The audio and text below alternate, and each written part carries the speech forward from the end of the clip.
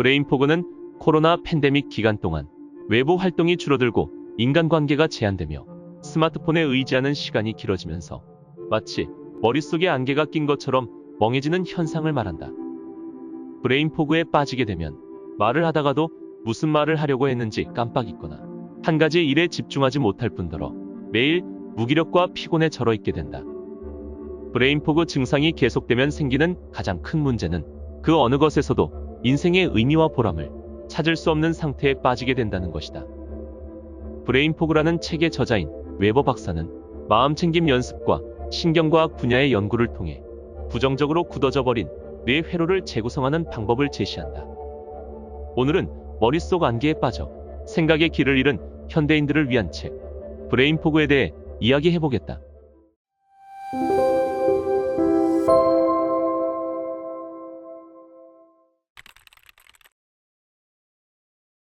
일에 계속 파묻혀 있으면 뇌는 휴식을 취하기 위해 스스로 정신적 거리두기를 하는데, 그러면 일을 처리하면서도 지금 하는 행동에 실질적으로 마음을 쏟지 못한다. 시간이 흐를수록 이런 모습은 습성처럼 굳어져 일상을 사는 일을 로봇처럼 기계적으로 처리하게 된다. 진정한 의미나 기쁨을 느끼지 못하게 되는 것이다. 브레인포그를 겪는 것은 목까지 차오르는 물속을 걷는 것과 같다. 너무 바쁘고 지쳐서 잠시 속도를 늦추고 자신을 돌아볼 마음의 여유도 없다. 이러한 브레인포그의 원인은 도대체 무엇일까? 스트레스는 시간이 흐르면서 반복적으로 노출되면 만성으로 굳어지는데, 만성 스트레스는 몸뿐만 아니라 뇌에도 악영향을 준다. 몸의 스트레스 반응과 관련된 호르몬과 신경 전달 물질이 집중력, 주의력, 학습력, 기억력을 감퇴시키기 때문이다. 브레인포그를 이해하고 대처하려면 내가 통제할 수 없는 외부 요인에서 원인을 찾고 있진 않은지 살펴야 한다. 나의 성공과 실패를 결정짓는 주체가 자신이라 생각하는가? 아니면 운명이라 생각하는가? 살면서 겪는 난관 때문에 계속 화나고 속상하다면 기분이 널뛸 때 누구를 탓하는지 생각해보자. 상황에 대한 핑계 대기에만 급급해 모든 문제가 외부 요인 탓이라 생각한다면 머릿속을 뒤덮은 안개 속에서 다른 길을 찾지 못하고 지나치게 된다. 뇌는 에너지 소비를 줄이기 위해 이미 각인된 익숙한 기존 회로를 계속 작동시키려 한다. 그래서 브레인포그에 시달리는 사람은 힘들지만 오히려 뇌는 익숙한 그 상황을 편안하게 느끼고 스트레스 요인이 나타날 때마다 기존의 신경회로를 작동시킨다. 그러나 다행히도 신경과학 연구 결과에 따르면 뇌는 생각보다 훨씬 유연하다. 일정 기간, 특정 경험을 반복하면 뇌는 그에 적응해서 성장한다. 운동선수, 음악가, 수도승은 각각 운동하고 연주하고 명상함으로써 추구하는 방향에 따라 뇌의 역량을 늘려나간다. 청력이나 시력을 잃으면 다른 감각에 연관된 신경회로가 증가한다. 일례로 청각장애인은 주변 시야가 넓은 경우가 많다. 신경가소성은 행동 습관과 사고 패턴을 바꾸면 뇌의 회로가 물리적으로 바뀌는 성질을 가리키는 용어다. 결과적으로 삶을 제어하는 주체는 나 자신이며 모든 것은 내 선택에 달려있다. 우리는 단지 뇌를 새로운 경험에 노출시키기만 하면 된다. 사람의 뇌는 남과 교류하도록 만들어져 있다. 타인과의 교류라는 근본 욕구가 충족되지 않으면 외로움에 고통받고 예민하며 우울해진다. 사회적 고립은 하루아침에 일어나지 않는다.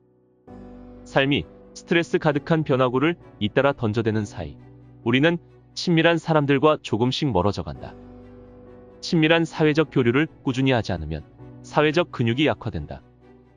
하지만 사람들을 만나는 자리에 나가고 그 자리에 집중하는 행동을 반복해서 실천하면 기존의 패턴에서 벗어날 수 있다. 인간관계의 놀라운 점은 의미 있는 시간을 한 번만 보내도 변화의 가속도가 붙는다는 것이다. 하버드에서 진행한 연구 결과에 의하면 결혼 생활에 만족하는 80대 참여자는 신체적 통증을 겪어도 기분에 큰 영향을 받지 않았다. 반면 결혼 생활이 행복하지 않다고 답한 참가자는 큰 신체적 감정적 고통에 시달렸다. 이런 결과는 평생의 반려자를 잃은 노인이 인지기능 퇴화를 겪는 패턴과 일맥상통한다.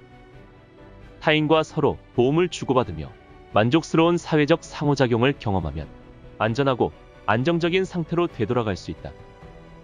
브레인 포그는 감정을 회피하면 더욱 악화된다. 감정을 외면하는 이유 중에는 스트레스가 있는데 뇌를 산만한 생각으로 가득 채워 깊은 감정을 알아차릴 여유를 주지 않는 것이다. 온갖 일과 행사, 사소한 문제들을 골똘하게 생각하지만 그중 진짜 문제는 하나도 없다. 엔진 점검등이 깜빡이는데 비가 올까 걱정하는 것과 비슷하다. 공황 발작은 이렇게 일어난다. 일상적인 일을 하다가 잠시 마음을 놓는 순간 갑자기 감정적 소용돌이에 휩싸인다. 진정한 해결책은 자신을 이해하는 것이다. 나를 이해하면 다른 일을 처리하는데 필요한 여력이 생긴다. 감정을 느끼는 올바른 방법 같은 건 없다. 감정은 그저 감정이다. 대부분의 고통스러운 감정은 언젠가 사라지거나 누그러진다. 감정이란 일시적이기 때문이다. 감정은 소리 지르는 아이와 같다. 무시하면 관심을 끌기 위해 더 크게 소리치지만 다정하게 바라봐주면 진정된다. 사람은 힘겨운 감정을 소화하면서 성장해 나간다. 이 과정을 통해 인생의 의미와 목적이 더욱 깊어지고 뚜렷해진다. 사람에 따라 다르지만 문제의 핵심은 대개 지속적인 걱정과 가정으로 이루어져 있다. 떠올리는 최악의 시나리오, 내가 제어할 수 없는 사건이나 상황에 대한 집착, 과거의 사건을 곱씹거나 장래 계획에 몰두하는 것 등이다. 이 상황에서 벗어나지 못하는 이유는 달리 생각하는 법을 모르기 때문이다. 이 상태에 오래 머물수록 나도 변할 수 있다는 사실을 믿기 어려워진다. 하지만 의식적으로 노력하면 부정적 생각을 멈추고 만족감과 의욕, 자신에 대한 믿음을 되살릴 수 있다. 브레인 포그를 걷어내는 첫 번째 단계는 잠시 멈춰서 스스로의 상태를 살피고 브레인 포그에 빠져 있다는 사실을 깨닫는 것이다. 브레인 포그와 주의 산만은 영혼의 단짝이다. 과거의 일을 곱씹거나 미래에 관해서만 골몰하면 현실을 제대로 살 수 없다. 생각이 항상 다른 데 있기 때문이다. 언제나 뒤처진 느낌이고 허둥거리는 이유는 눈앞의 경험에 온전히 집중하지 못하기 때문이다. 고대의 영적 의식의 바탕을 둔 마음 챙김은 지금 여기서 일어나는 일을 완전히 인지하도록 마음을 훈련하는 일이다. 마음 챙김을 실천하면 경험을 평가하지 않고 그저 경험 자체로 받아들인다. 경험은 존재할 뿐 좋은 것도 나쁜 것도 아니다.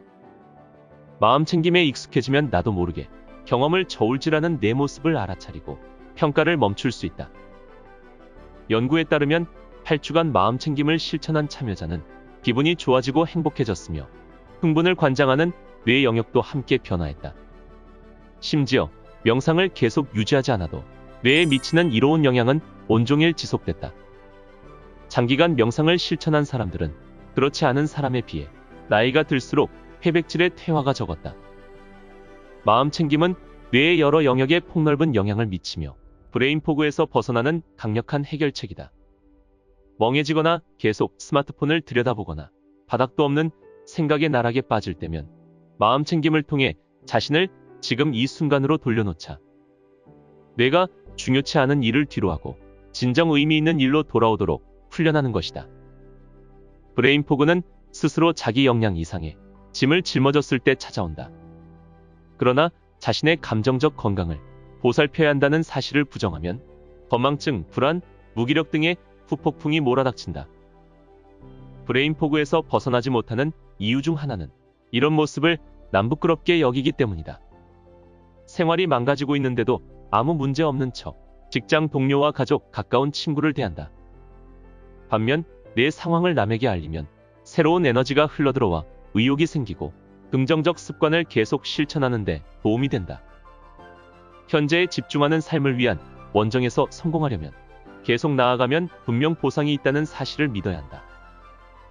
스트레스에 빼앗긴 집중력과 기억력을 되찾고 명쾌한 뇌 상태를 유지하고 싶은가?